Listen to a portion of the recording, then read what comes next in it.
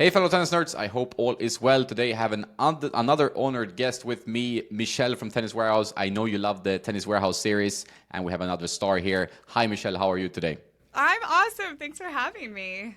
You're always awesome. You always have a smile on your face. I think people know about that. How do you do it? How do you keep so I, positive? oh man, I don't know. I think I'm definitely a morning person, and we're recording in the morning, and I'm definitely someone that feeds off other people's vibes and energy. So I think I just always try to bring energy. However, there are times where I'm not awesome. So it's not. Trust me, I'm not always smiling. You're a human as well. Yeah, it's true. But it's good. I mean, I like it. Also, when you hit the ball, you smile. I think that's I probably do. good for the energy in the ball, right? Right? I tell people though, like, I can be mad at you and I'll be smiling too. So, like, I might be trying to crush the ball and kick your butt and I'll still have that smile. Yeah, exactly. Always with a smile. So how long have you been smiling at Tennis Warehouse? That's kind of the mandatory question I have to Oh ask. It's my been a while. goodness. It's been 10 years. How crazy is that? I just celebrated 10 years at Tennis Warehouse in February, which to me is mind blowing. And I was someone before coming here that would move like every 2 to 3 years.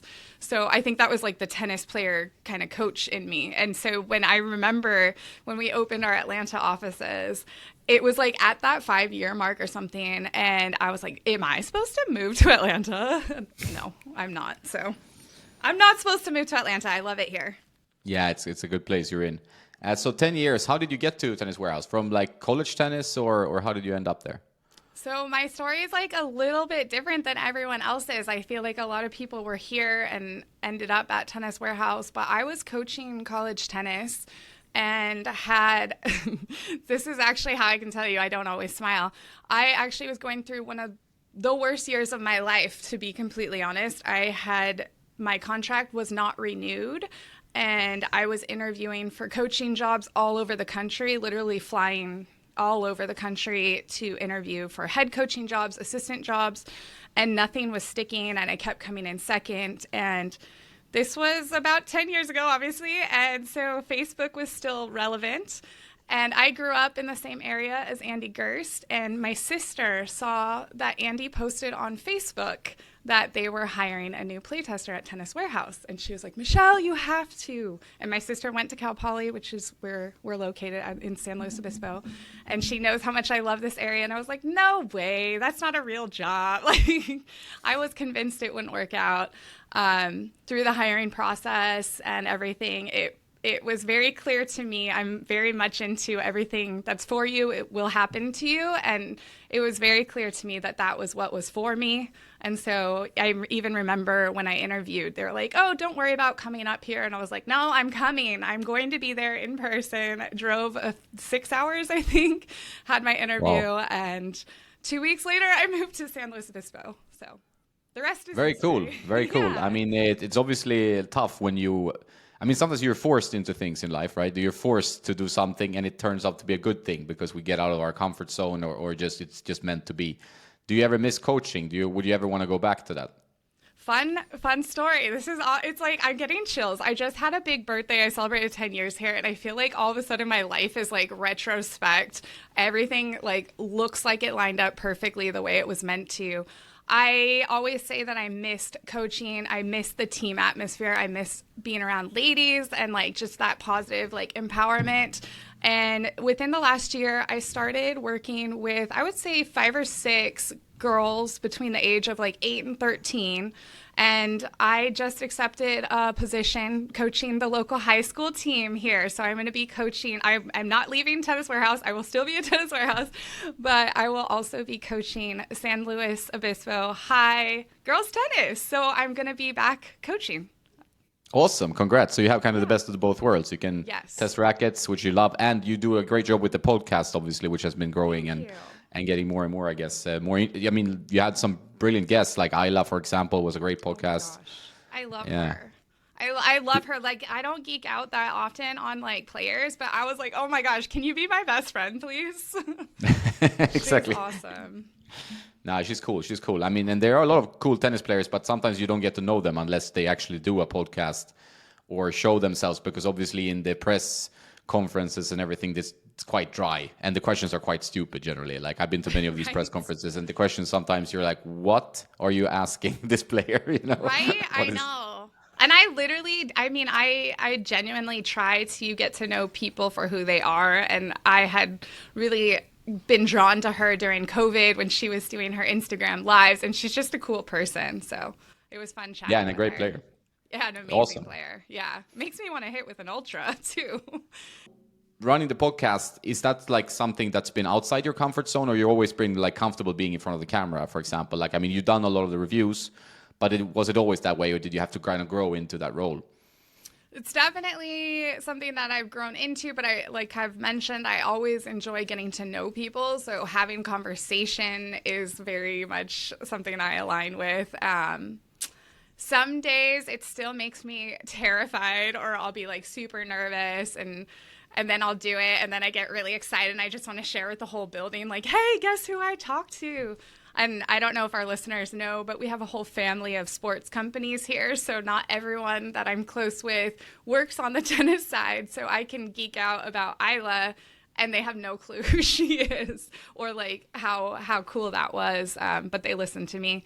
But yeah, I really enjoy connecting with people, and it's really manifested through this podcast. And it's been cool to talk about gear. Like, you know, you talk about gear, but a lot of the tennis podcasts talk about the pro results. And, you know, there's just other stuff going on, and we're actually talking about the stuff that we're all using. Yeah, I think sometimes it's easier to relate because even no matter what level you are, like if you're on the pro tour or if you're like a very enthusiastic, almost beginner or close to low level intermediate, you can still kind of find a path of common ground with the gear because you can talk about, oh, I like this string, or you like what you like, and you have your opinion. So I think it's an easy way to kind of get to know people. Like people come here, for example, to Spain or in Malta in the past, and they've been like, "Oh, I'm a huge tennis nerd," and they can talk about gear for like Yeah. 5 hours, and it's like, Right? yeah, it's a fun thing, right? Well, and it's funny to it's like fun to connect with people too, where like you've lived a parallel life with them, and then all of a sudden you're like, how have we not met? We have all these things in common. You like the same stuff I like, or you used to play with this racket too. I know it sounds cheesy, but at the end of the day, it's what we love. Life is pretty cheesy. I think it's okay Yeah, to be cheesy. totally. Yeah, exactly. So, what are you playtesting at the moment? Like, do you have something you're excited about? So I'm playtesting a bunch of stuff, like, and I think that's the fun thing too, is I don't think people realize how many things, at least me personally, I'm always testing. So I have 2 string tests going on right now, and I'm stringing those in my RF97 just for consistency, but we get to try them at different tensions. So Technofiber Razor Soft, which I've been hitting with for several weeks now, and also Yonex Polytour Air. I have not hit that one, but I'm hitting in 2 hours, and I will be testing that. We're having fun changing up the tensions on that one. Lots of shoes right now. I'm kind of going through a little bit of shoe drama where I feel like nothing is actually fitting my feet correctly. So unfortunately, the Diadora B Icon 2 got updated, and I have been struggling with that break-in. They made the upper a little bit more firm, I would say, and it's rubbing my feet in the wrong way. Also, the Mizuno Wave Tour Enforce, testing that one. What else do I have? I know we're testing. Oh, the Pro Staff 61100 is on my docket, which that's been an interesting test for me because I've just been playing it right next to the Pro Staff X. Stay tuned for the results. I'm not going to give too much away, but I know we're actually getting that one really strong and adding a little bit of weight to tinker with it a little bit. So a lot of times in our testing, we'll play with something in stock form at, agreed upon string and agreed upon tension. And then after everyone's had a chance to get comfortable with it, we'll kind of tweak it depending on what everyone's feelings are on it. What else?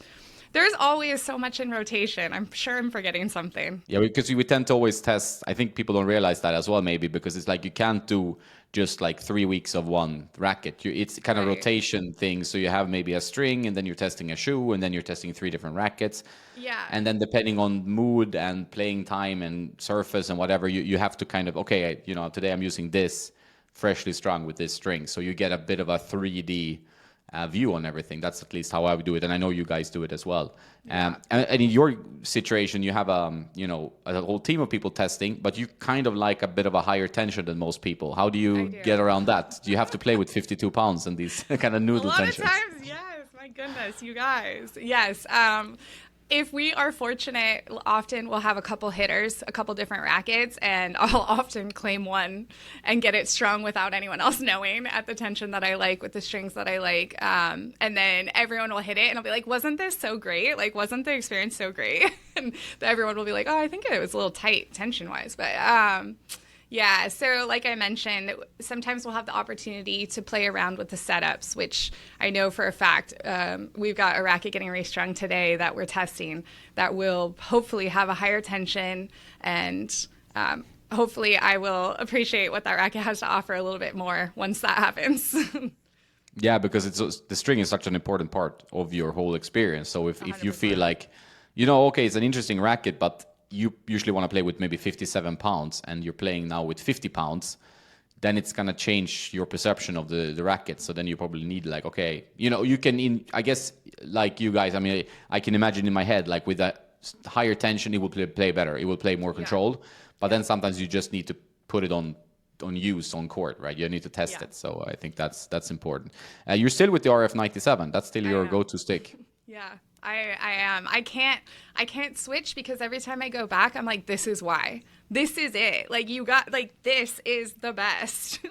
And I know that sounds like very dramatic. And I think a lot of the play testers around here try to keep Fridays as a day where we can hit with whatever we want. And even through the Pro Staff 9714 and the Pro Staff X 14, or version 14, however you want to call it, I tested a lot side by side with RF and like kept wanting to take that jump. Like, I'm getting older, I got to switch to this lighter, maybe a little bit more maneuverable racket. And then the second I go back to RF, it's like, nope, I can't switch out of it. So I think, testing the Rafa Origin, I always liked heavier rackets. I mean, being an older guy, you like kind of, you grew up with a bit of 6'1", 95.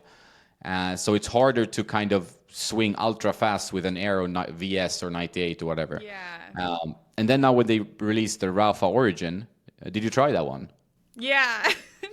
It's funny. One of my jobs here also is writing the written reviews and compiling everyone's thoughts, and I'm working on that review right now.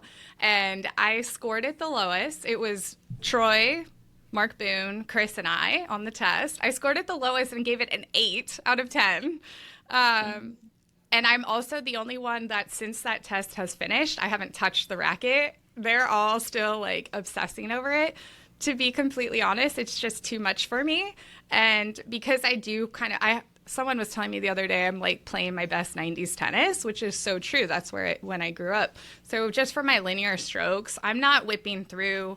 When I see like Troy hitting with it, I'm like, dang, you're really maneuvering that racket well. And he's just kind of like, he has that little flick that he does. And then even Mark Boone, he like collides with the ball and lets the racket do the work. And I'm like I'm one of those that's like more is more. So I'm trying so hard and slugging the ball around. And I'm like, this is a lot of work. My timing's off. I'm shanking. So I really appreciate what the racket has to offer. More respect to Rafa, but not for me.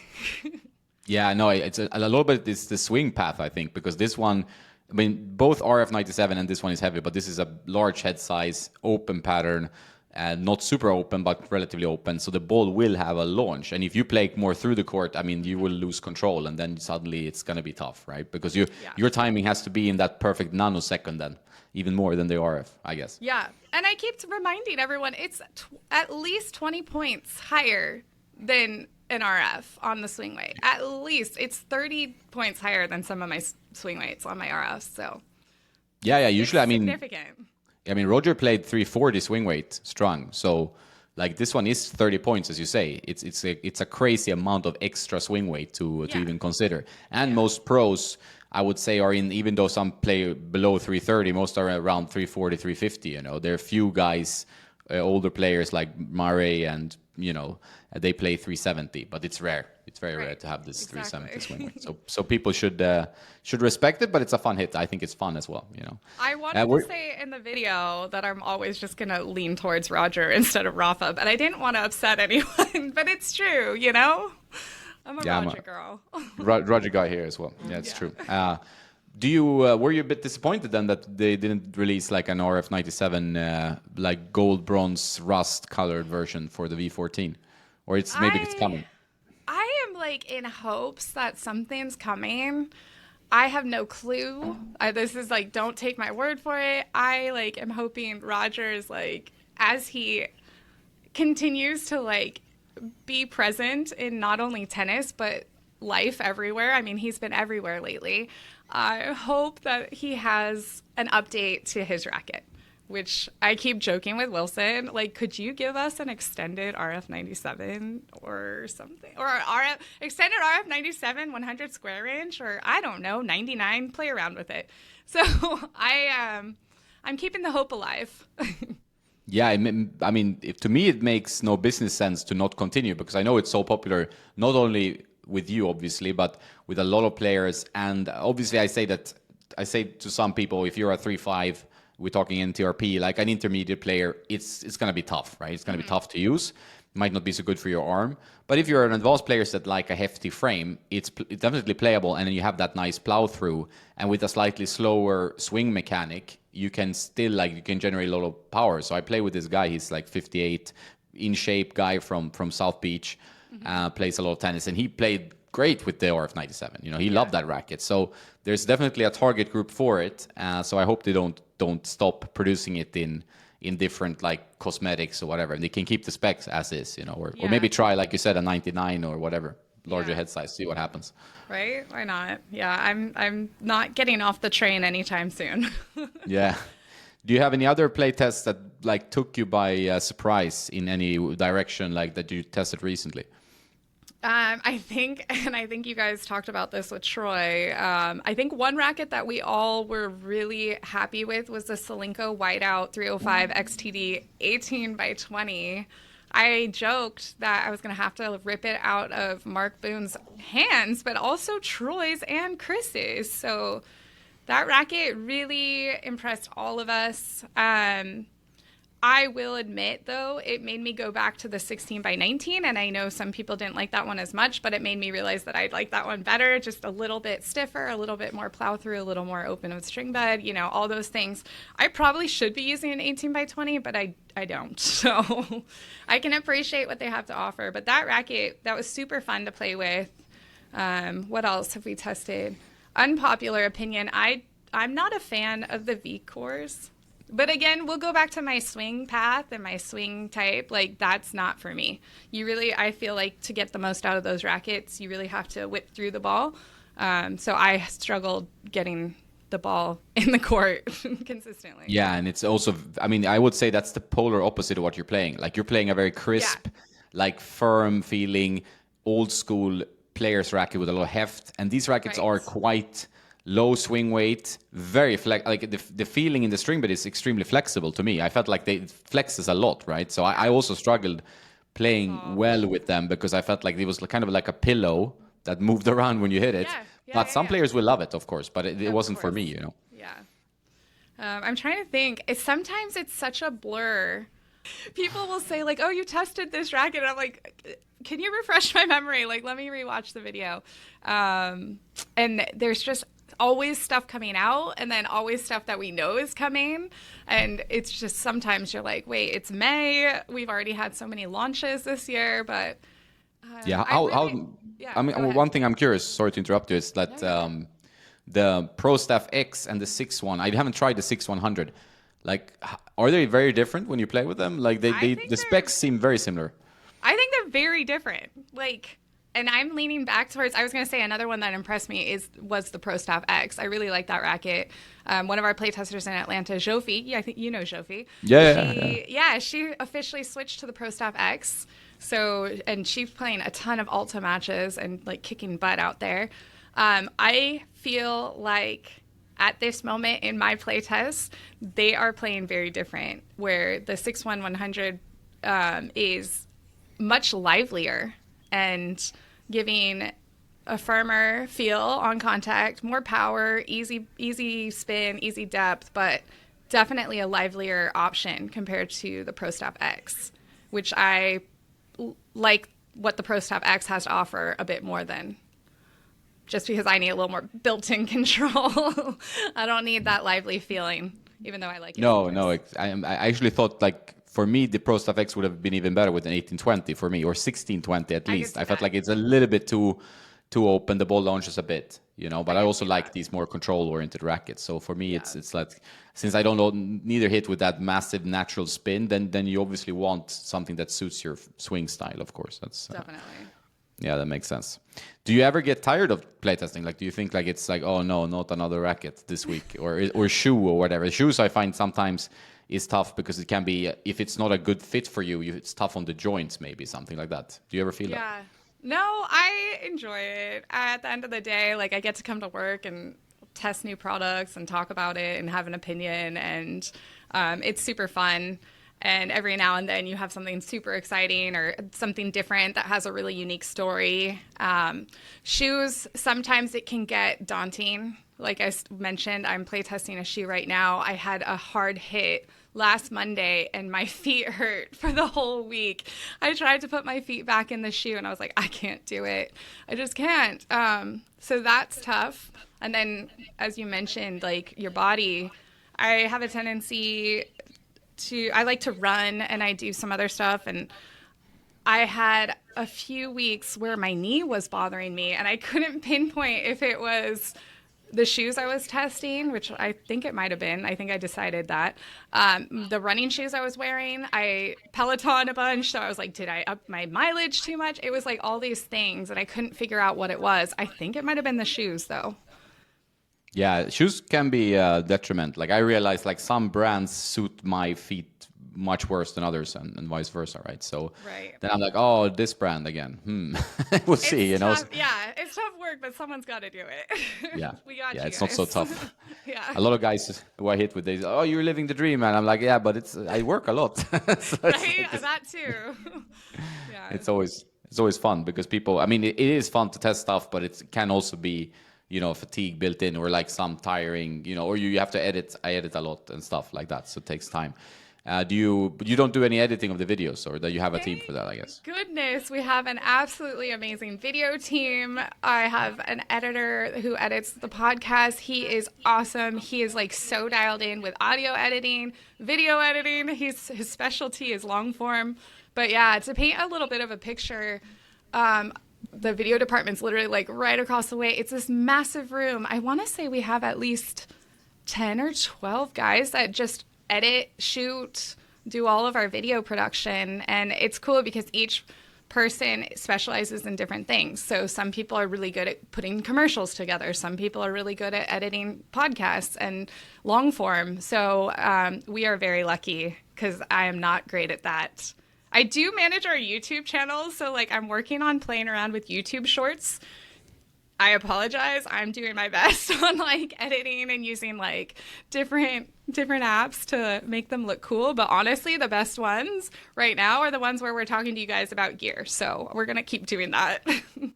Yeah, I think the audience, like what I've noticed sometimes with YouTube, if you stray too much from the core demographic of what they expect, they'll be like, I'm not here for this. I want something else.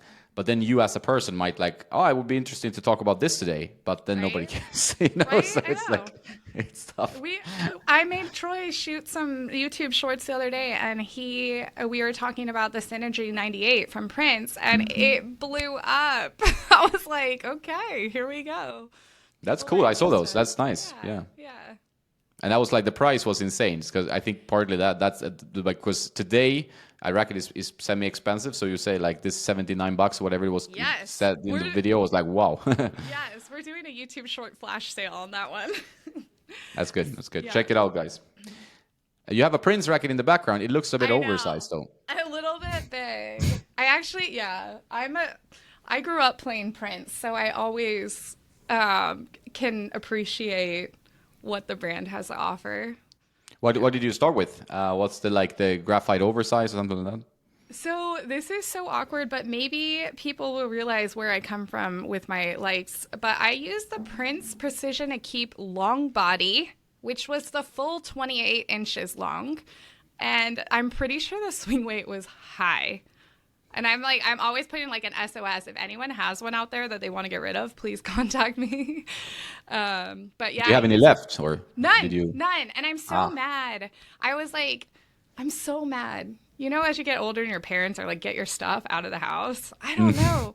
Gosh, I had all the Prince bags. I was a sponsored player, so I had my name in cursive on the bag. I loved that bag. And then they discontinued that racket, and they started sending me, what is it, the Diablos and just the triple threats and all that. And I just kept saying no, no, no. And it was right when I was going to college. And I remember I spent a whole summer demoing rackets, and I couldn't find anything, probably because nothing was 28 inches. And I got to college, and I tried at that time, I think it was when Babolat was just first into the United States, the Pure Drive Team Plus. So that's what I play with all through my college years.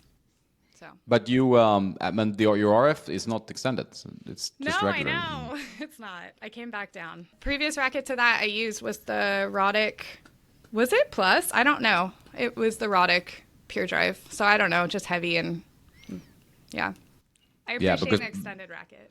It does sound like you like the extra length. Like especially 28 Yeah. is quite a big transition. I mean, you have the Serena, I guess, is 28, the autograph Yeah, one. and I didn't like that one. Well, it's like 28 and yeah, that for whatever reason, that one didn't really work for me either.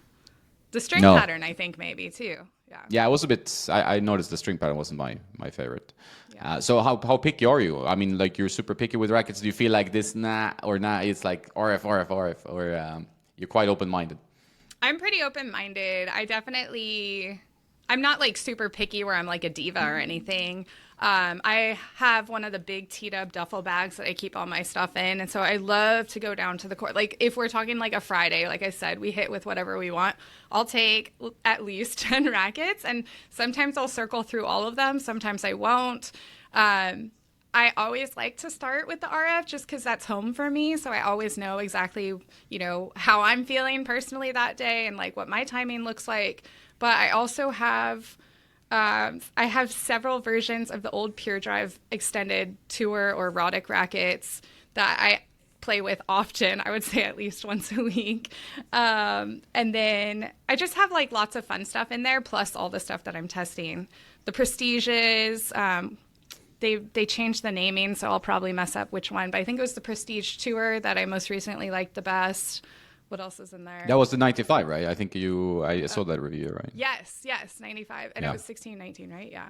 Yeah, and hefty. Hefty, yeah. We like a heavy racket. So, yeah, no, I'm not like super picky. I'm never going to be like, oh my gosh, this isn't heavy enough. And then like there's times where I'll be hitting something and it's super light out of my spec and I like it. And it's like, oh, that's cool. I remember there was like a Yonex a couple years back, one of the lighter ones. So I was like, this is a great racket. Yeah, maybe a bit stiffer then, because if you like that kind of sensation, then it makes sense, right? Yeah. Probably. Do you play a lot yourself? I mean, besides the play testing, I know Chris is very much like, okay, play testing, and then he's like, okay, I'm going to go surfing now. What about you? Do you try to play even outside your work? So I will play outside. I actually will fill in at a local country club and a couple times a month on Saturday mornings and do drills with some of the players, which is always fun and awesome. They like get the music going and it's like such a good time. But I'm also just like someone like Chris where like playtesting is kind of our job and that's what we do. And I love tennis, but I also love so many other things. And my days are filled with activities, but I wish this area had a more competitive tennis scene for people our age. And it's great for juniors, but there's not really a ton of players in this area, so you would have to go up to San Francisco or down to LA to like play some tournaments, and it's just not in the cards. So now you have a team, right? So you have to play a lot more then. I have my girls. Yes, I'm excited about that. I'll be on the court a bunch. But I'm hitting at least like 5 days a week, sometimes more. So Okay, yeah, that's well enough. I We're think good. Yeah, I'm around 5 times as well, so it's good. I think it's about you can overdo it yeah, as well, and the body says no, right? exactly. Yeah. So what do you do besides tennis? Do you, I know you like wine because I also like wine, and I see in your Instagrams. Yes, I am such a wine person. Love wine, and we have a wine. We're in wine country out here, so Of course, I yeah. just yeah, I just got to go to Napa for my birthday. That was super fun. I love to hike. We have an amazing hiking trails here. I run. I actually started running when I moved here, which is crazy because I hated running growing up, but I think most tennis players do. But I've made some really great friends through running and at Running Warehouse. And I geek out a little bit on the gear on the running side too. So I've become a running shoe, a bit of a snob. But that's fun. I have the cutest little puppy who is just adorable. And like, I can't wait to see every day. She's awesome. We go to the beach at least once a week. And what's What her else? name? Her name is Gypsy. Oh, that's She's, cool. That's cool. yeah, she's named after the Fleetwood Mac song Gypsy. She's the best. Yeah, I keep busy. My sister lives about 2 hours south, so I get to go and hang out with her probably once a month. She actually just picked up a tennis racket for the first time in like 20 years. So I'm really excited about that. I went down and played with her, and hopefully we do a lot more of that coming up. But yeah, I love music, live music. So I'm always looking for concerts and just fun stuff like that. Yeah, it's good. I mean, that area is. I mean, I know maybe the competitive tennis scene for like our age approx is a bit tougher, but for like Yeah. concerts and wine stuff, it's loads of stuff to do, right? So I So think much. yeah. Yeah, like last weekend I went to 2 pickup parties, and if anyone's not familiar, like in California, it's a thing. So if you join a wine club, they often have pickups, and you go, and it's a party, and there's music and food and wine, and it's great. So, That well, sounds I'm not, awesome. I didn't know yeah. that. Oh yeah. Oh man. Yes. In California, it's like such a thing.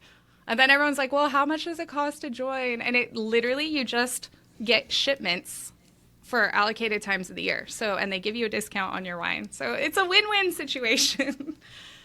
Does sound Yeah. great. Does sound great. When it comes to running shoes, I used to run like a not like a crazy person, but I ran marathon. I ran races. That's crazy. My knees were in the end not thankful for it, but because I was quite young when I was doing it a lot. But with running shoes, are you as nerdy with running shoes as you are with tennis shoes now?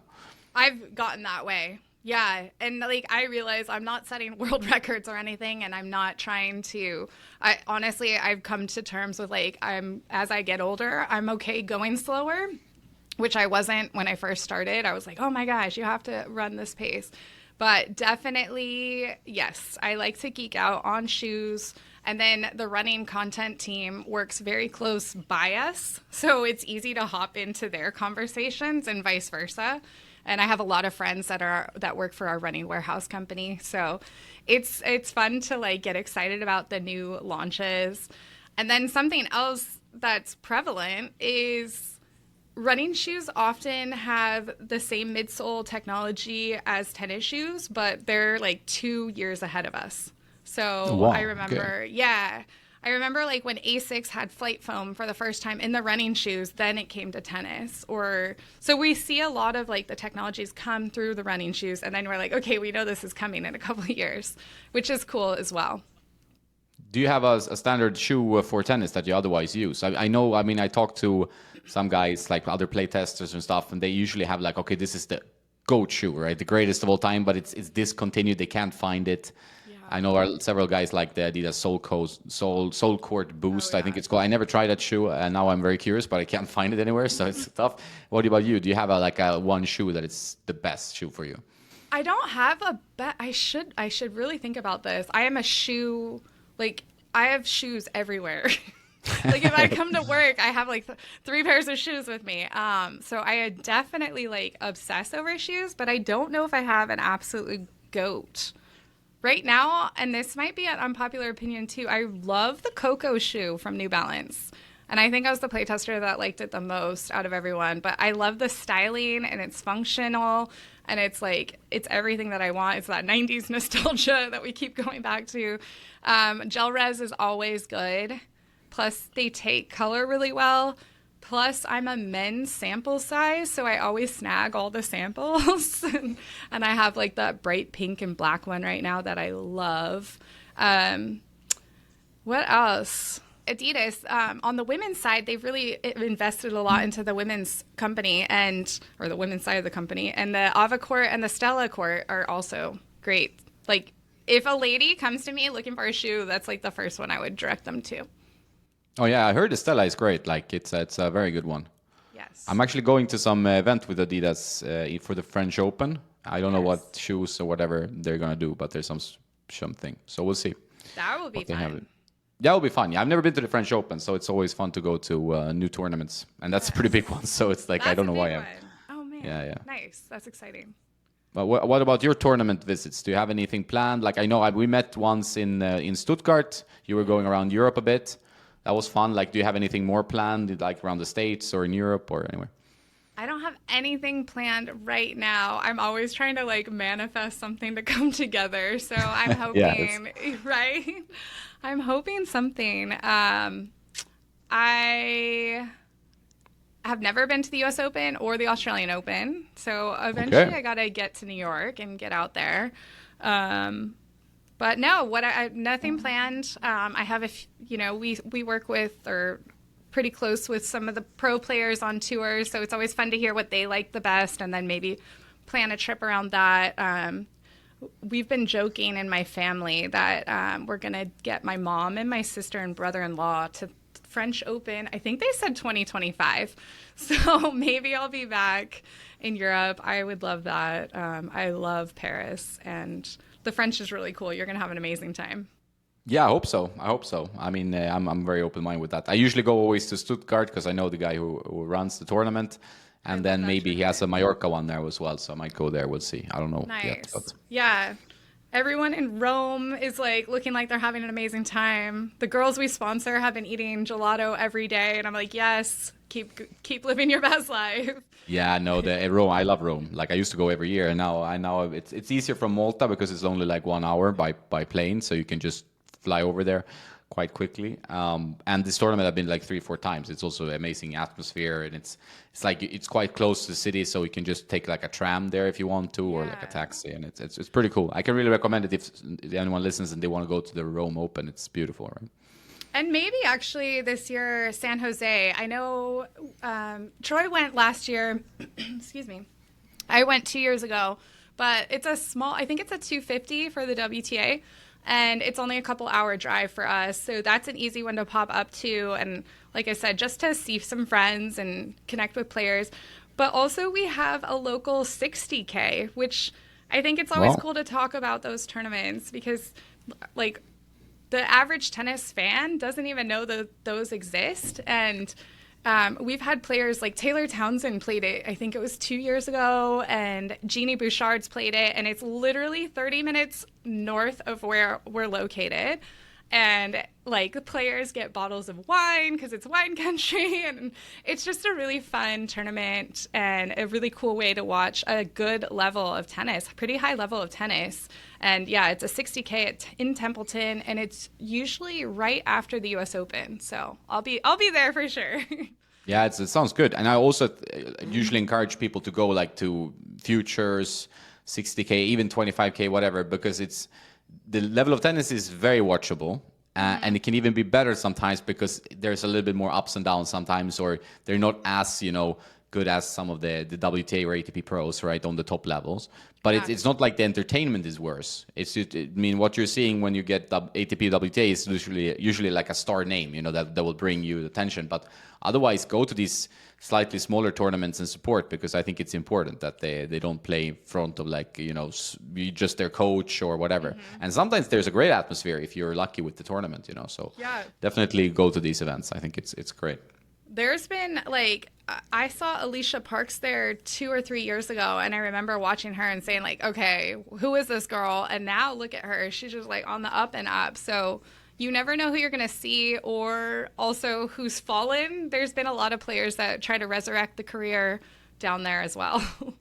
Yeah, both storylines are interesting. You have someone like, okay, this is a future star, and you have someone that's like, okay, this person is struggling, and that's also a little bit funny to see. Although it's harsh, but it's also like it's a storyline there that you can enjoy There are at least. yes, there are some stories, and I mean, there's one player in particular. I'm not going to say their name, but she was kind of having a really good career path and then fell and didn't fall, but like her ranking fell.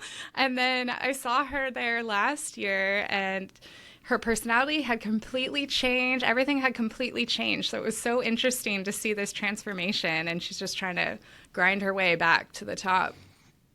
I think sometimes for some people might need that wake up call or like, hey, back to earth, please, and Yep. this is not supposed. I mean, unless you work really hard and everything. I mean, some people take it a bit for granted. They might need that smack in the face that okay, now I have to play lower level tournaments, which they think is maybe below their standard, but they have to prove it. So it's not that easy then. Yeah, agreed. Do you ever watch a lot of like matches on online or on TV? Do you have time for that? Do you follow the tour, WTA or ATP? Definitely follow the tour. We convinced Tennis Warehouse to put a TV in our office because this was years ago, because we would all be streaming the matches and like it would mess with the bandwidth. So I guess we did a good job of convincing them. So the tennis channel is on 24/7 at Tennis Warehouse or ESPN, whoever has the match.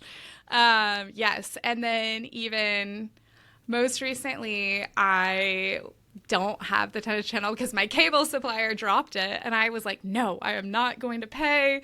But I got it for my mom for, what was it? There was some holiday, and I was like, Mom, I got you tennis channel. Like, yay. I think it was St. Patrick's Day even. I don't know. It was right during BNP. And I was like, I have to keep up. I have to watch. And, I go through phases where I'm like super invested in the tour. And then where it's like, ugh, tennis is too much right now. I don't want anything to do with it outside of work. So I'm at that phase where I'm like reading. I like to keep up with the gossip and the, all the interesting stuff that happened last week in the women's doubles final and the cake. Yeah, what happened last week? Tell me more man. about it, because I read that there was no prize. They didn't give any speeches for some reason. What Yeah. I didn't get the full story, right? Oh man, so the ladies finished their matches. They gave them the trophies. So it was Vika. I call her Bella Hadid, but the Brazil player, Yeah. Maya. And, Hadid Maya, yeah. Bella Hadid.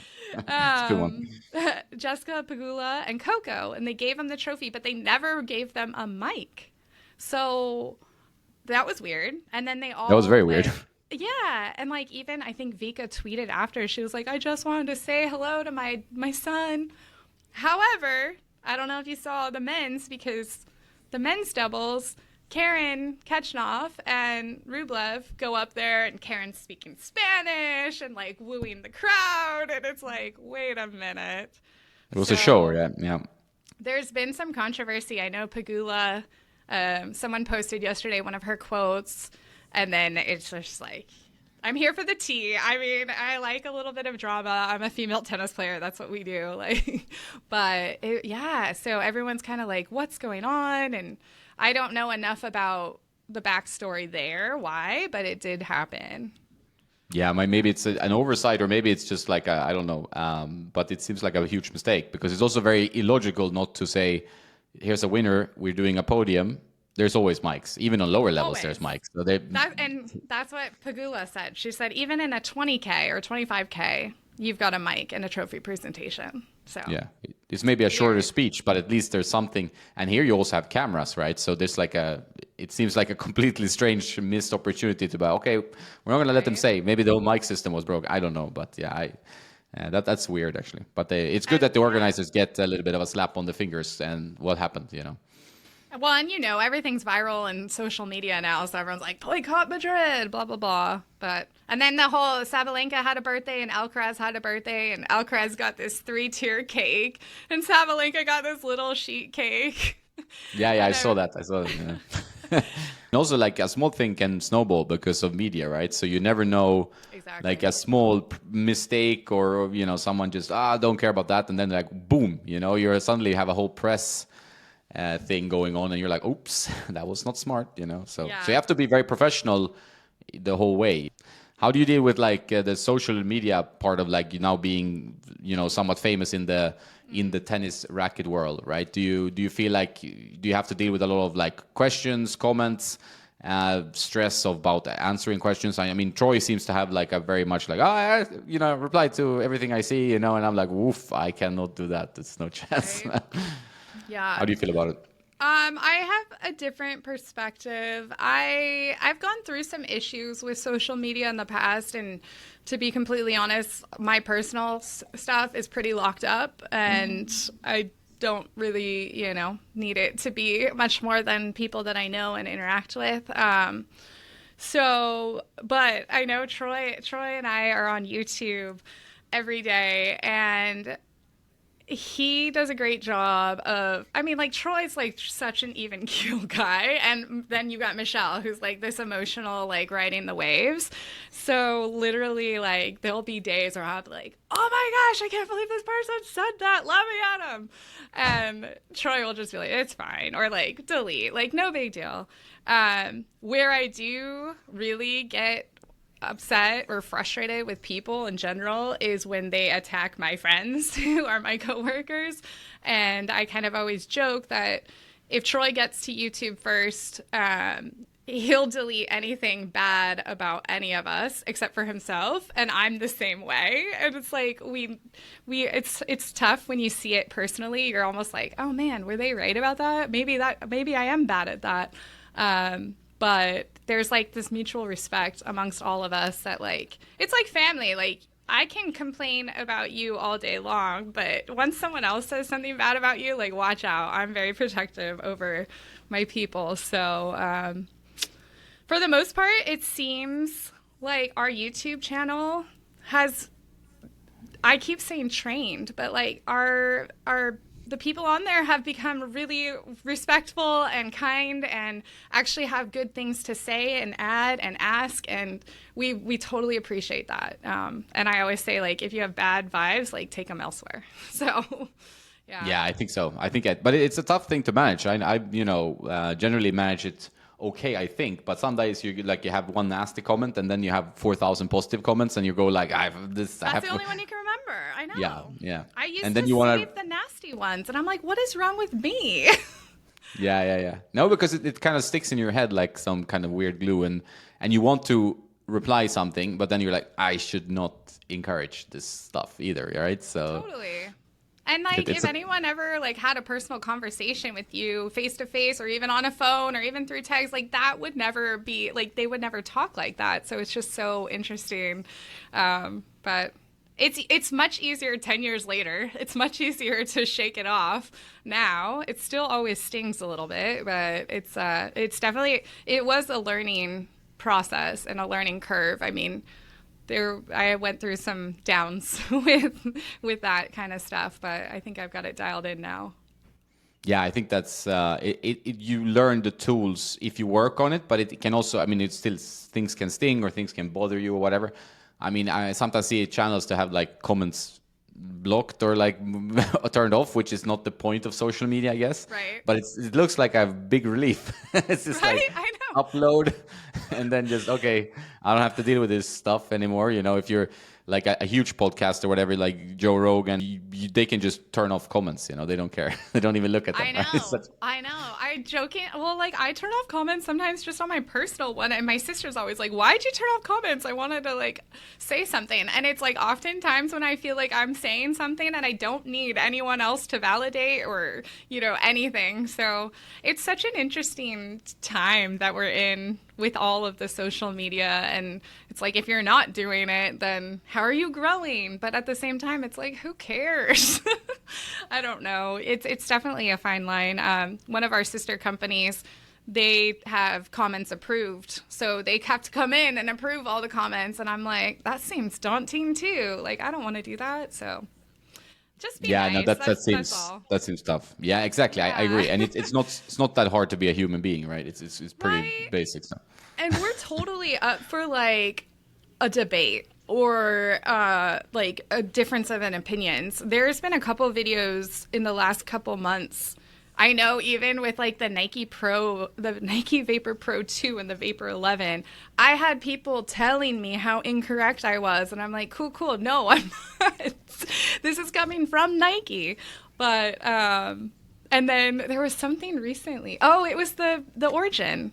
There was a big debate, and we're more than happy to debate. Like, we debate all the time in our office. That's kind of the beauty of it. That's actually how the podcast kind of came to be for me. It's like we're sitting here talking about these things. How cool would it be to share that? So, like, feel free to debate or question us or be like, no, but do it nicely. Put a smiley face there. Exactly. There's always a nice way to do things, generally, right? I mean, it's not that hard. Be kind. But it's always a curious question about people who are kind of in front of the camera or content creators, because you are in that space. So it's always interesting to discuss with other people that are in the same space. And for some, it can be a very mentally challenging, right, path to go through. Yes. But yeah, the less fucks you give, the better, I would say. I think that's where I'm at. Bye. Yeah, exactly. Just / ignore everything you can, if it's possible. So how does your day look like at Tennis Warehouse? Like, do you have like a few hours of playing?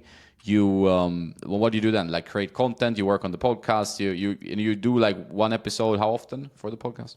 So right now we're pushing out episodes once every other week. And honestly, like, my days look different every day, which is what I love. I could not do, like, at 8 o'clock we do this. I can't do that. You can probably tell just by the way I speak. I'm very, like, all over the place. So every day for sure looks different. Like, tomorrow we have a vendor in town, so it will be a lot about getting stuff done so then we can be in meetings. Sometimes we'll play test from those meetings where they bring us gear to try. But I don't know. I mean, like, today, first thing I do is check my email, check YouTube, check all kinds of things. I film product videos every Thursday, so that's like my Thursday morning, 8:30 a.m. I'm in the studio, like, working in front of the camera with a video guy, doing closer look videos or bag videos, or trying to just kind of share some knowledge in there.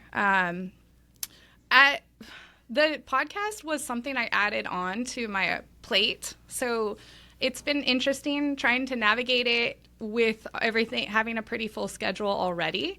So I like to batch record. I don't know how you do it, but I will spend a week where I'm recording a bunch of episodes. And sometimes that's really easy and great because then I don't have to stress out about it. We switched the cadence every other week because I was stressing out about it. And through COVID, I'm actually trying to rework the studio right now so I can get the playtesters back in the studio, because right now they can't come in based on size and mics and setup. But we know that everyone likes those playtester chats, and we haven't been able to have them.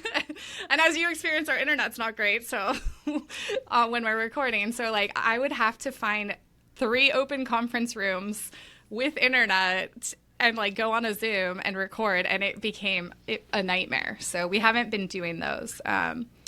What else? I manage our pro team of players. So right now I'm working on getting all the girls' grass court shoes from our sister company in Europe to an address in Europe, not the UK. What else? What else do I do? I'm writing, like I said, I write reviews, so I'm working on that Rafa Origin review. I'm sorry it's delayed. Some people are slow getting their comments in. I won't name names, but it's not me. What else? I do descriptions on the website for shoes and bags, and I work on our bag line. Who knew? Like, it's fun. Like, this job has really evolved into, like, what I am interested in and what I like to do. So literally there's never a dull moment. And then you throw in tennis, and I like to go to the gym. So I'll make sure I get a gym session in once a day too. So it's just, and you have a gym on site, or? Yeah, we have a gym on site. Yeah, it's awesome. This building is filled with, like, athletes and people that are, like, so competitive. So, I mean, like, to the point where we know at, like, 12 o'clock who's going to be in the gym, and you're like, okay, I want to avoid working out in there because they're going to take all the bikes. Or but yeah. So It's a really awesome place to be. I keep joking, it's a big kid's job, and it works really well for my lifestyle, and I'm interested in all the things that we get to do. And if I'm not, I kind of start doing something else that interests me. I think that's great. I think that's also very good. I think that's, the way you should, if you can see it. Like, I mean, and that's what people should aim for. Because if you have a lot of variety in your job. So, right, okay, today I can fix this, I can write this, I feel in the zone. And then you then you hit 2 hours, and then you can do something else you feel like you want to do. So you can control your workload a little bit on your timing. And I think that's ideal, right? And also you're doing stuff you enjoy, which is same for me. Like I can plan my day the way I want, and I do the stuff I generally love to do. So it's just sometimes you need a little bit of a tennis break, so you do something else. But overall, you have that kind of pretty smile on your face every day, right? Because it's fun. Definitely. And like today, I'm hitting at 12 with Mark and Troy, and we're going to do some 2-on-1s. And like I mentioned, we got some rackets restrung. I have new strings to test. So those are really fun hits too, because it's like super interactive. Not only are we working together and like trying to get a feel for everything, but we're playing tennis. I mean, at the end of the day, I think like Chris always says it. It's like if a bad day at work is like you still got to go hit for an hour, like, okay, like let's rethink if it was a bad day or not, kind of thing. Yeah, and it's a huge stress reliever, right, to play tennis. Yeah, I've definitely gone through ups and downs, and at the end of the day, I always just fall back on gratitude and like being able to do. I mean, I never thought a job like this existed, and to be able to just kind of have fun, and I don't know, tennis is. I'm so thankful for the sport. That's great. That's a beautiful way to put it. I mean, were you from a tennis playing family from the beginning, or how did you get into tennis from the start? No, I love this story though. My parents wanted to learn tennis, and they were racquetball players. So I grew up down in Los Angeles, a big tennis boom in the 90s, and they ended up getting an hour lesson, and they split it. So they took a half hour, and then I took a half hour, and the rest is kind of history.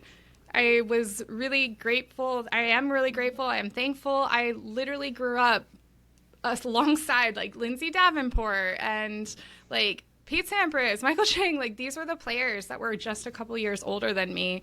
So tennis was such a big deal. Like Robert Lansdorp and Jim Pugh, and like it's just I feel like I don't know how to not be in the world of tennis. Like I tell people, like the one thing I know and I always know is tennis. Like no matter what's going on in the world, I got tennis, So from there, it just kind of evolved. And my parents really allowed me to be passionate and never pushed, but I asked for more. So they gave me more, and I became an academy kid when I was 16 and all that. So it's definitely been obviously a very relevant story to my life. Yeah. Did you want to go pro? Like, were you aiming to go pro since you went to academy and everything, right? So I wanted to play college tennis. I did definitely want to do that. I've always been a late bloomer, and I still hold on to that story. I think I'm just always just a little bit behind everyone. And I definitely wanted to go pro. Like that was the dream, always, always, always. And I played a few ITFs in college, outside of college, after college. And to be honest, it just wasn't in the cards for me. I didn't have anyone showing me how to do it. I didn't know how to do it. I didn't have the money to do it. I'm not saying I don't have the skills. I think I would have done fine. It's a grind though. And I'm not the most, back then, I really wasn't the most mentally strong person. And I think that was one of my biggest weaknesses. And even back then, I remember social media wasn't big, but I remember someone writing something about me on the internet, and my goodness. And I remember throwing my rackets away, and, it's just like, I just didn't have the tools back then to go out and play an ITF circuit, which I think is a blessing in disguise. And I think I always was destined for a life in tennis, and it just wasn't the right path. And I'm big on, recreating your dreams. And I pivoted a few times. I'm still pivoting. I think that's a very important skill to learn how to pivot, because life rarely turns out the way you expect it to be. I mean, sometimes some tennis players grow up in a bubble, usually maybe a rich bubble, because tennis is a very costly sport, especially for parents of tennis kids. And then they're like, their ego is well wrapped in some tinfoil all the way through. And then reality smacks them in the face at some point, or they become like top 10 players and they have to wait for reality to smack them for a few more years, you know. But it's a very insulated little bubble you live in as a tennis pro. Yeah. And sometimes it's nice to have it burst early, because I think you understand reality a bit better. That's my feeling. And also from talking to loads of tennis pros, both very successful ones and ones that quit, whether they were 200 or 150 or 500 in the world, you know. But it's a tough grind also to be a tennis player. Mentally, it's probably the toughest. I think it's tougher on your mental side than maybe on your physical side even, you know. It's so tough to travel and expect to do good results. And if you don't, you have that kind of pain, like with the coach, with you, until you play the next match. And then that keeps going, that kind of game. Well, and I probably shouldn't say this, but because everyone thinks I'm just always smiley and nice, I can be an absolute nightmare on the tennis court, because growing up that way, you hold on to, I mean, I will 100% admit I created value in winning and losing. And if you lose, you know, depending on who's around you and who's helping you and everything else, you're basically told that you're not worth anything. And okay, you lost. Like, get out of here, go start practicing, get back on the court and win the next time. And even like you said, through the podcast, the amount of people at all the different levels that you finally realize, yeah, everyone loses. Like, everyone but one person is losing. Like, everyone. And I have done a lot of self-work. I sound like we're in therapy now, but it's kind of therapy. It's the tennis nerd therapy hour. Yeah, we could start a thing. Yeah.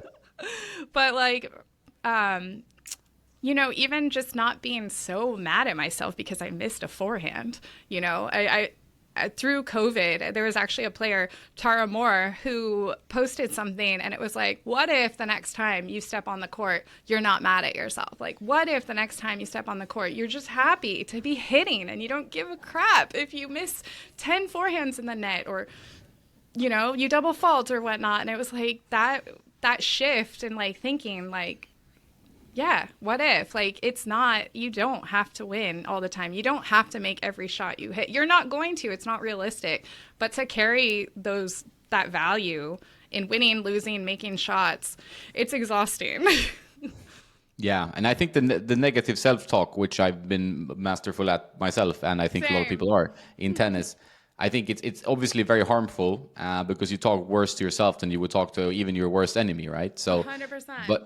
But it's, and I hear it like you can play people. I play with a lot of obviously strangers because people come and like, hey, I want to play with you, blah blah blah, or there's a tournament of some kind, and you can hear people go like really hard on themselves, and I've tried to completely stop that, because there's nothing to gain. Like, even if you look like a fool on the court, at least you're not giving yourself shit, you know, that you have to wallow in for like a good hour or two, right? So yeah. But it's and practice. Yeah. Like, exactly. right? I mean, like, some days you can do it for 10 minutes, and hopefully the next time you can do it for 15, and maybe you relapse. And but it's tough, right? I mean, I don't know. It's tough, but it's, I think, mental, like having like a mental trainer, coach, or doing some work as a tennis player, any sport obviously, but individual sports I think are tougher than the team sports.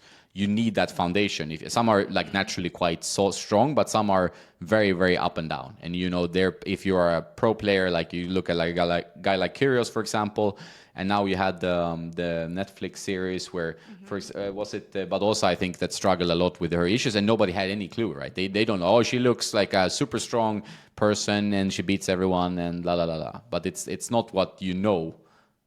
You know, it's actually happening behind the scenes. You know, so I think that's important.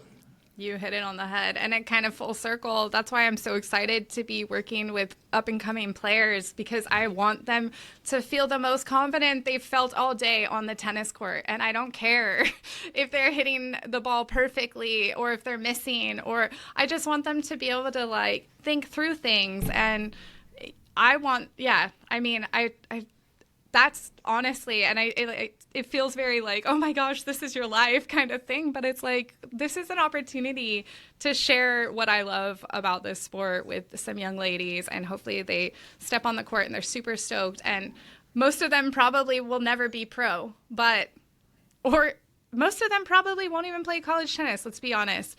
But hopefully when they're 35 and playing on a tennis court, they'll be like, oh, I remember high school tennis and that was so much fun and I still love tennis. So full circle. Yeah, and it's also kind of your you have a chance to instill some good values and some like life learnings as well. I mean, I think it's usually when you coach a team or a player or someone that's young, it's not your job always to make them the best player ever, because that's tough. It might not be in their cards, like you say, or they might not be naturally talented or whatever. But at least you can do the best you can with giving them good advice to handle life. You know, that part, Totally. hopefully you can go for. So make them like strong women, independent women, and then if they are good tennis players, who really cares? Like, I mean, they might care, but but in the end, it's not the end game, really. Totally. There's Cool. actually someone traveling on the WTA. I think he gets invited by different players to tournaments, who literally is just like a self-confidence coach. He's not, I mean, he can play tennis, but he's not better than them. He's not experienced more than them, but like he's all about building them up. And it's kind of cool. I met him at BMP and he's like the loveliest personality. And I met him at a dinner, and the next day he saw me on the practice courts and he was just like, came straight over, gave me all this confidence, like so kind. And I'm like, we need more of that. Yes, we need the good coaching and the practice and the hitting, but we need more of that as well. Just saying. Yeah, I think so. I think that's great idea. I think like for if you're a serious pro player or an aspiring pro, I think investing in a mental trainer or some therapy even or whatever, you know, I think it's much more valuable than many other things you can maybe put money on, right? I mean, you need your trainer, you need your stuff, but I think that foundation, whether it's for a period or traveling with you, whatever, depending on the wallet you have, but I think it's very helpful, because you're going to handle the losses better and you're going to win some tough matches when you are thinking you're losing, you know. I think that makes sense. Yeah. So worth. I think we're going to see more of that. You know, I guess Iga Swiatek was one of the first players who actually brought, like, I mean, at least to spotlight that she has a mental trainer. Right? Well, and I love this debate also. I have some friends on tour. I have some friends that are married to people on tour. I have some friends that are coaches to players on tour. And it's always such an interesting conversation when you talk about these players and how, yes, we know they're playing a lot of tennis, but what is the breakup of their work week? Are they putting 40 hours on the court? Is it 20 hours on the court? Is 10 hours in the gym? What's the other 10 hours look like? Like, what is it actually? And someone like Iga, I've been able to watch a few of her practices now. We're not just going out and warming up and hitting cross court. Everything is intentional. And it's like, of course it is. Look at her right now. Like, she's kicking butt. Sabalenka too. She obviously gives off a little bit more fun vibes, and I love watching her play. But you can tell she must have tightened something up in the last year, like the discipline, the intentionality, and all of that. So, I mean, despite, like, yes, it was amazing that Badosa like opened up about mental health and all that, but we're still like, it's still scary to talk about. I mean, I know I'm still scared to talk about it, and I'm not playing.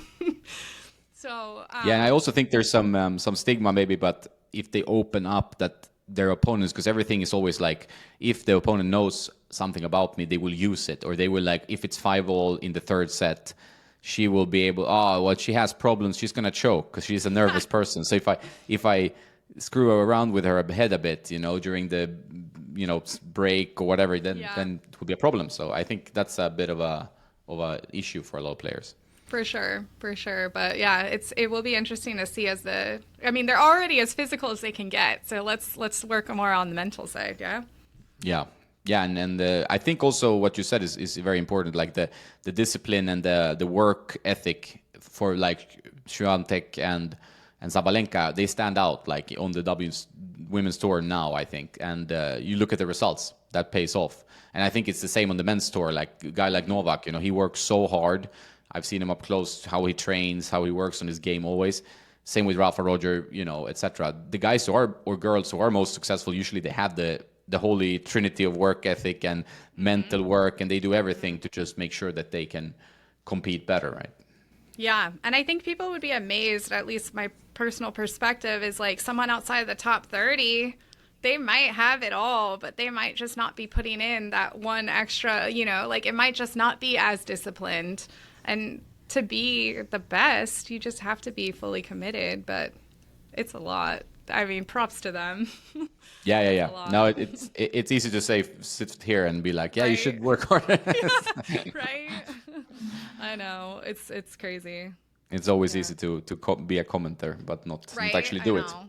But that's why you have to give respect to the players, and that's I think is also the discussion of I saw it like from Patrick Moratoglu something about like the hatred the players get on social media, which ties into that. Like they deal with a lot of stuff that people don't know, right? A lot of like, people who lose money betting Oh, or yeah. or are just angry people and they have nothing going in their life, so they're gonna take it out on some famous person. So that's always something they have to deal with. So it's like the foundation of having a strong mental, strength and abilities Yeah. is Or so good. just hiring someone. Yeah, I think they need that. I need to hire a whole editing team like you guys as well to help You my do, mental yeah. ability. But it's also fun to edit in a way, so I shouldn't complain too much. That's good. I sometimes cringe listening or watching myself. So it's good that No, you I do that all the time. Like, I mean, that's why I think the more I watch myself, the more harsh I am with the editing button. It's just like you're like cut, Well, cut. and I will say I did learn how to edit, and I did edit one of the very first episodes that we put out, but it took me probably it's like why I don't string. It takes me so long. I've more value doing something else when someone can do it more efficiently than me. But I agree. Like if I were editing, I would be cutting a lot more than my editor's cutting. Yeah, I think that's healthy actually. Maybe that you're not editing yourself. I think that can maybe detract from the actual product. Totally. Might rethink that. Yeah, Uh, exactly. You get an intern. Anyone out there interested in? We've yeah, got please third please party. hook me up with some good editing skills. That I'm would be sure, great. honestly, I'm sure there would be someone willing to do it and get the opportunity to learn and be a part of it. Be a part of the Yeah, tennis maybe there are. nation. I need to learn how to delegate as well. It's good learning for me as a person. Because also you get like you can become a control freak. You're like I would have done it this way, which is like I'm humble enough to know that's never the best. Like there's so million teenagers that edit videos much better than I do. But then you have that like okay, at least it was my decision to cut this. You know how it is. Right? I actually delegate my stringing now. That's talking about control There you freaks, go. but it's yeah. So I learned something. And it's a lifesaver because sometimes you know how it is. You bring a duffel bag of 10 rackets. That's me pretty much. And then you have someone who wants to try. Oh, do you have the new Arrow and the new Pro Stuff and the new E-Zone and the new? And I'm like, all right, I'll bring them. And then you have 2 bags to the tennis court. And people be like, what? Who are you really? What are you doing with your life? It's like this, I did what is that this? the other day. One of the girls that I'm working with, I think she's in 7th grade. She's one of the most naturally talented players I've ever seen. And she just started during COVID 2020 and grabbed an Instinct MP. And that's all she knows. That's all she's played with. That's all she knows. And she loves it. But her mom knows nothing about tennis. This has been so great for content too, because I'm like, wow, these are the things that we could teach people. Her mom texted me one day and she's like, Isabel needs to get a second racket. She had 2. She gave her other one to a girl that couldn't afford a racket. And I'm like, oh my gosh, my heart. That's amazing. Yeah, And, yeah. That's and she's like, I really want her to choose her next racket. I don't want someone telling her this is what you need to use. And I'm like, great, we love that. So I literally like go on the wall and I'm like picking out these rackets, full bag, like 10 from like the Clash to a Blade, not all Wilson, but like an E-Zone, like a little bit of everything. The Ego racket. And she comes and I'm like, look, I have all these rackets for you to try. And she's like, Michelle, I think I just need new strings. And I'm like, yeah, you do. You need new strings. And then so she's just gonna buy a second Instinct NP. And she's people not love that switching. racket. I mean, I have a friend with 2 friends that play with that. Like they just like they don't want to change. I've given them Yeah. like try the speed. It's a bit more control, and no, No, does yeah. not work. Yeah, so But I find that fun. I find that an interesting part where you bring a bag of rackets and you have a stranger or someone you know But it's like, okay, because you also learn a lot about their process. We both test a lot of rackets all the time, and you have your preferences and whatnot. But for them, it's like a new experience maybe, and they're like, okay, so this racket gives me more power, I think, and you could be in your head like, no, it's not true. Yeah. This is not. No, totally. Yeah. Or, well, okay, actually, I can reference a podcast that Troy and I did with Amina Bektis. So she's on the ITF tour right now. I think she's in the top 150, and she's awesome. She's just such a fun personality. But we basically did, let's talk through your issues with rackets. It was like therapy for rackets. And essentially, she's always used a Pure Arrow from the APD on. She had bought Pure Arrows. I want to say she bought the extended ones. She sent them down to Florida to get customized. He was like tearing off the head guard and like shortening the racket and like doing all these things just to get to her spec. And it was like, Amina, like, how about you use a customizing service? Like, we've got one. Or, like, let's just find you a racket that does exactly what you want without having to do this crazy customization. Yeah, that sounds a bit too crazy. The sad thing is, and we're all crazy like this because we all play tennis, and, like, Delpo's, like, the example of the one that wouldn't switch, but she was literally so close to switching and like was ready to go, and then she went back to the Pure Arrow. And I was like, dang it. So she's still grinding out there with Pure Arrows. I don't know, I'm always scared to like see her rackets because there's always some kind of weird thing that she's done. She'd be proud to hear this, but it's definitely it's such an interesting thing because like you'll talk to players and it's like, what do you like about this racket? Or you have them hold one. They're like, this is heavy. And you're like, no, it's not. Or, the grip size. And it's like, oh, that's what you're resonating with? Okay. No, I think the perception of sometimes you can give them like a super flexible racket. Oh, it's very stiff. And I'm like, no. Well, okay, you think it's stiff. I mean, it could be sometimes the string bed density, whatever. But if you know, okay, the string is not stiff, the string bed density is not that high, and people still like, oh, it's a stiff racket. Okay. It's like, this one is a lot of power because of this, and you're like, Yeah, there's a lot of room for education. Play with more rackets. When I wanted to learn about wine, they said drink more wine. So play more tennis, drink more wine. That's how we learn. Both ideas sounds very good. Right? Drink wine and play tennis. It's not in combination maybe, but generally aside, I think it's first tennis, then wine. Do you have a favorite wine around the region there? So this area specifically, like where we live, is known for their Pinots and Chardonnays. Yeah, the Pinot Noirs, yeah. A lot of Pinot Noir, a lot of Rhone varietals, ironically, since we're not in France, but a lot of that. And I've had a lot of fun learning. So the big trend right now in California seems to be the sparkling. Obviously, it can't be called Chardonnay. It can't be called Champagne because it's not coming from the Champagne region. But like the Prosecco Cava style. Yeah. It's a lot of wineries just adding bubbles in the way that they do to like their Chardonnay blends or just different white. Not so much Prosecco. It is more of a champagne for Cava or Prosecco, but yeah, it's been interesting, which is fun. And then so you have the wine taste and then bubbles on top of that kind of, right? Yeah. So it's not like And then I'm into like these pet nats. I don't know if it's a thing outside of California. It's basically the natural way to carbonate wine. So they put everything in and close the bottle and it naturally carbonates. So it's like a softer carbonation, but it's really fun. There's been a lot of like experimental wines doing that kind of stuff around here. So yeah, I'm in a cab phase right now because I went to Napa. But What about you? What about you? What's your favorite? No, I mean, I like a lot of different wines. I mean, Spanish wines, they have very good wines here. I mean, not exactly this region because it's not really, but the Riviera del Dueros, for example, are very good around here. And then the Rioja, if you go up north, but they're also, like, they have them, of course, across Spain. So Spanish wines are very good. I would say Verdejo white ones. But like I do like American wines if I'm in the region. I mean, if you've seen the movie Sideways, you know. Yes, of course. Yeah. Just a couple minutes down the road. Yeah, exactly. So we I was can't gonna say say. Merlot. It's one of the classic scenes. They're still trying to resurrect that wine. Ah, yeah.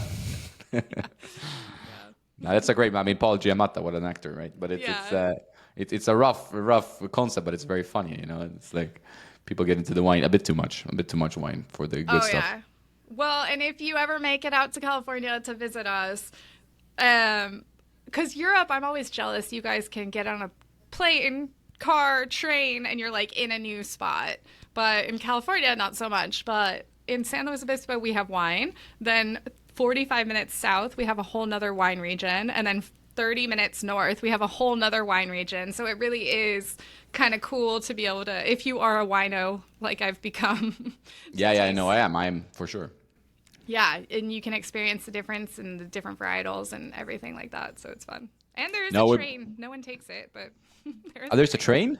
Really? There is a train that runs up and down. Yeah, literally, you could go San Luis Obispo down to Santa Barbara. It's called the Surfliner, of course. Makes sense. yeah. Makes sense. Yeah. That's cool. like, No, I would love to come. Like, it's about time. I usually go to the States I lived in DC many years ago, but then every 5 years I tend to go. So it's about time now I go. Because also I would like to visit you guys, you know, and see the BNP Paribas maybe, or at least some other events, maybe US Open. You know, that would be cool.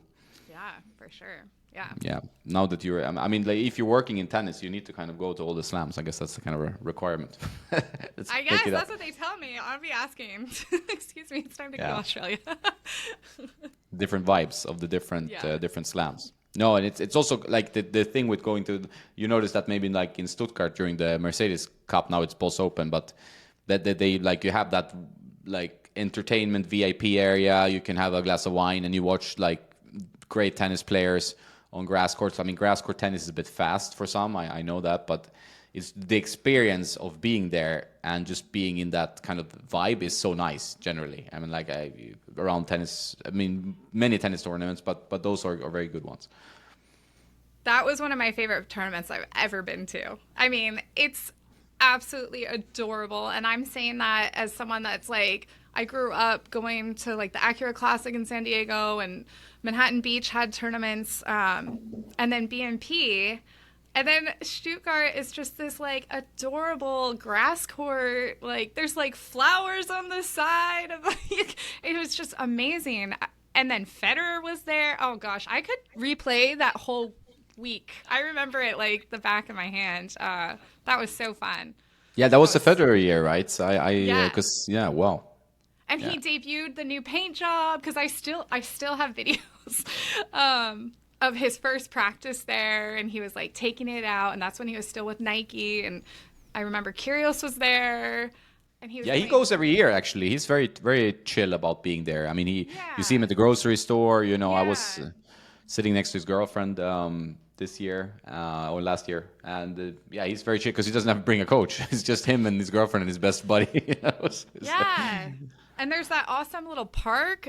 We were staying at a hotel and it was walking distance, and there's like this huge park in between, and like, I don't know, it's amazing. I was like, this is the coolest place ever. Yeah, I just like the quaintness of it. I go every year because you stay in did you stay in the same hotel as the players, or? I don't think so. No, okay. No, I always stay in the same hotel as the players and the car service. So then you like eat breakfast, you know, next to Rafa or whatever 1 year, and sit with the guys, and then you go on the car service to the event, and you could have like Mohamed Layani talk about umpiring, or you could have a player. You know, it's always cool, right? You get a lot of like social, but also you learn a lot about the whole scene, and the traveling on the tour seems such a weird life. You know, it's awesome, but it seems very strange. And then, always in the backpack. Right? I know. I had to send some stuff to a player, and she was like, could you send a duffel bag? Because she's just like going from the next place. And I'm curious to hear about how you like the French. Yeah, I will. It will be interesting. It's not like a long one. It seems to be like 2 days. Okay. But I'm looking forward for sure, you know, and also getting the vibe. Sometimes I feel like the Grand Slams, because I've been only to Wimbledon so far. I've been there twice, and it seems you get a bit far away from the action unless you go to the practice courts, you know. Yeah. But it's also amazing to be at such a like iconic place, like the French Open, the Wimbledon, like they're all a very iconic arenas, and that's when tennis is at its best, technically, right? But sometimes if there's a lot of people, it can be tough. But this will be fun. Also with like testing shoes, it's always fun. I don't know what that Yes. entails. You'll have to Exactly. tell the Adidas guys hello and ladies because they just sent a bunch of their global team here, and so we got to see them a little bit, and they're always fun. They're a good group. Yeah, it seems like the companies are. I mean, that's a huge company, but it's like it's nice to have them still going hard on tennis. It seems like tennis is doing pretty well. Like for a while, it was a bit of a worrying trend, but now post COVID, I guess that's one of the benefits of COVID. It seems to be like, all right, tennis back on the map. You know, people love tennis even without Roger. We still love tennis. Yeah. So that's good because I think a lot of people like I'm a Roger fan as well, like as you. So I was like, oh, what's gonna happen with tennis when Roger leaves? Right. I know. And he's still like, it's amazing. Like, I feel like once a quarter he comes out with a new like partnership. Now he's doing sunglasses and he's at the Met Gala co-hosting and he's at the F1 race. It's like he's not going anywhere, guys.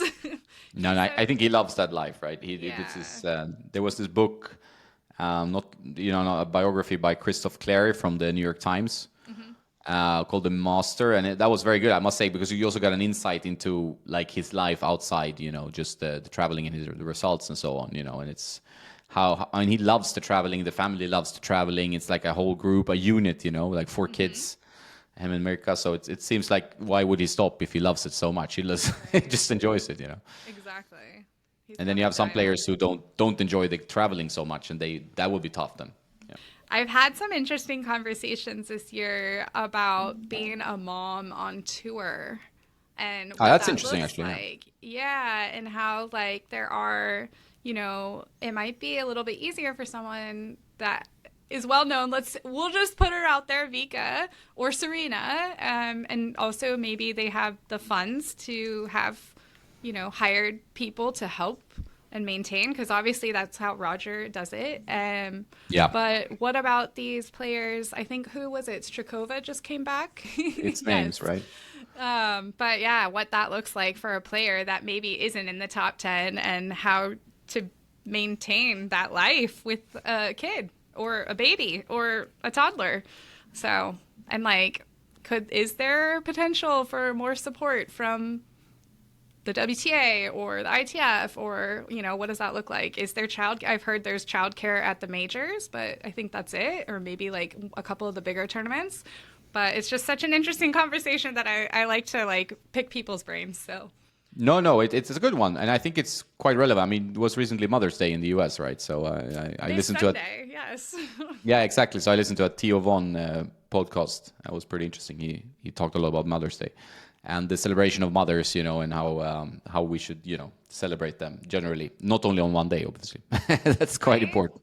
Well, But I think it's an added complication. I mean, tennis life is already difficult. Like you have to travel, you have to pay all your expenses, you have to have your coach, physio, mental trainer, whatever you have in your team, or if you can afford. Like it's so difficult for anyone outside, the top 100 on any tour to really sustain a good living. Like you can make some money, but it's a struggle. Like you need to cut corners with the cost. And imagine then if you have a kid or two or whatever, right? Then it's like, wow, what are you doing? Partly you're gone because it's not going to be easy to travel with the kids. So that's a very difficult. Yeah. They need to do definitely. I mean, like has been a good part about being born in Sweden, living in Sweden. I got to give them some props because I haven't lived there for such a long time. But it's like they're very good with like mothers get like 1.5 year. So it's like 1 year and a half. Fathers get 6 months. So it's like for the family, they're always been quite focused on making sure that you can manage your life and your work and being also a parent. But in a job such as being a professional tennis player, I guess that is very, very tricky, right? Yeah. Yeah. I mean, it's one of those things where I'm like, I wonder how you would deal with that. Even look at Svitolina. Monfils, I think, is he working on his comeback? I think. Yeah, he is, but he had some setback, I think, from what I saw. I mean, we all like watching Monfils, but I think he has some problems still with I'm not sure if it's a wrist or whatever. People can correct me, but there was something going on. Well, and it's like, how does that look? Like, so we all know that the tour only comes together basically 4 times a year. Like, so Svitolina wants to go play, and they've got a baby, and Monfils wants to go play. Like, what? I don't know. It's just one of those things that I'm just like, huh. When it will be interesting to watch that play out. Yeah, no, I mean, two professional tennis players now with a kid, it's that kind of a unique situation, right? Because they're both good and active. Like, okay, Yeah. he is closer to retirement, technically, I Right. would say. Yeah. No offense, guy, but it's like who's gonna go out and play? They're gonna take turns, and also it's so important as a pro player to be have consistent. You know, oh, I'm playing well now, but it's not your week, so you gotta. Right. And then you went and Exactly. played and you lost first round, you both. So it's like this could be interesting. Yeah. So I don't know. Just something to think about. I have an idea. Netflix, you can scrap Breakpoint and you get them a series instead of parenting with two professional tennis players because that's going to be even better, I think. It's going to Oh be. man, that would be. I'd watch that for sure. I watch that for Yes. sure. That could be a cool series actually. I mean, it's they don't want to maybe sell out their life, but Yeah. if they need extra money, we can Parents on create something. tour. Yeah. Yeah. Because sometimes like the when you want to get really behind the scenes, this is obviously up to the person how much they can share, but it's that kind of struggle is very much relatable also to other people, right? Like this is like, okay, a parenting struggle, mother Exactly. struggle, father struggle, whatever you want, family situation. So that could be an interesting way to mold that into also like a professional sports career, right? Oh, look at Taylor Townsend too. She's having a great year, and she's managing to do it really well. And it's like really cool to see like her friends embrace her kid too. And he's so adorable. Like, who wouldn't want to see that awesome energy? But it's, I'm sure, not easy. Like the fact that she's coming back from being a mom, being pregnant, and all this, and like just breaking off. I love her story, so I'm just always in awe of her. But yeah, it's definitely something that I think if we like took a peek behind the door, you would see there are more moms out there than we realize, and a lot of them aren't making a ton of money. They're surviving on tour, but I wouldn't be able to say that like they have enough money to keep a coach, keep a husband, or keep like this whole team on tour. So it's always interesting. Yeah, and she's also a very fun player to watch with a different style. But I think it's Yes. yeah, I mean, like this style I think is so important. Like if someone has an unorthodox or just a different way of approaching the game, it's just a good mix to put in there with all the good baseliners, whatever. You see a lot of players that look like they clone themselves on both tours. And it's so Yeah. nice to have just like that extra spice, whatever it is, a Tiafo or Townsend or whatever. I think that's great. But also, it's good. I know. I mean, Noah Rubin did this behind the racket, which was great. Like talking about mental situations for players and so on. But it would be nice if the tours maybe found a way to package like the personal stories a bit better. Like to maybe like, okay, this is her situation. That could be quite interesting to understand and to follow, Yeah. and That's what something we're for here the future. for on the podcast. You Yeah, yeah, you all go exactly. get Taylor. You go get Svitolina and Monfils. Yeah, but it's good. I think it's great for your podcast as well. Like how you had Ayla on, so now you don't need more characters I because know. I think you learn a lot. Like I mean, some players are not so open always to being behind a mic, but I think it's changing a bit because they realize also like this is part of their job and a part of their extra value they can give to people, but also to themselves in terms of like maybe deals or just getting their name out there a bit more. So I think it's maybe we'll see that more, and also more openness with podcasts because you can speak freely for 2 hours. It's not like a snippet thing, So Yeah, Riley Opelka is sharing with us all of his insider. I keep hearing about. Well, I listened to one, but he does a good job of being open. Who oh was it? yeah, Craig Yeah, Shapiro yeah. maybe. Yes. That was, and then apparently there's a new one that he unleashed some information about Madrid. Yeah, he's a guy I would like to talk to at some point. Obviously, not easy, but I like. I mean, you might agree or disagree with what he says, but it's also kind of refreshing to have someone who's just like, bleh. Yeah. I mean, even Daniil Medvedev is like, bleh. It's just all right. That's what he feels. He just says no filter. That's quite refreshing. Yeah, no, it's definitely refreshing. So you're gonna have Opelka on or no? No, actually, no, I wish. Although Chris got to chat with him at BMP, but it was strictly brand oriented, so Yeah, there yeah, yeah. was nothing controversial said. But I do follow him and like what he has to say, and I like that he isn't afraid to say it because No, no, no. It's these types of guys are important also to make the sport more engaging because everybody a bit robotic or just like playing the cards very close to the vest all the time. We have nothing to grab onto to make a story, right? So there's no story there. Okay, you can watch Alcaraz forehands for 4 hours. I can do that, but we also need the stories outside that, right? And yeah, people who are a bit quirky or just have a different opinion or different way of approaching things, that makes it interesting. yeah, for sure. Yeah. Agreed. So more peopleifying, if that is a word, I don't know, but let's use I make up words all the time. it. It's a part of the job. It's a Make up part of the words. job. My editor will be like, this is not a word. I'm like, oh, sorry, it is now. Make up words, make them work. That's Yeah. what we do. Make it All work. right, Michelle. I'm gonna also go to our tennis court now, so this is about Yes. time.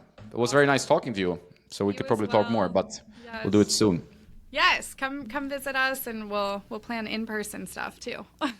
That would be great. Like I could make a really cool vlog like that. I think that would people would really appreciate that, seeing how you guys, you're a bit like behind the scenes tour, but also some hitting and stuff. That would be fun. Yeah. Yeah. Anytime, we're here. Cool. We're not going anywhere. No, no, no. I had the feeling that I have to plan a US trip. That would be US great. I've swing. been thinking about it for a long time. Awesome. Cool. And we'll drink some wine. Yes, count me in. Cool. Awesome. All right. Thanks, Michelle. Thanks a Yes, lot. no problem.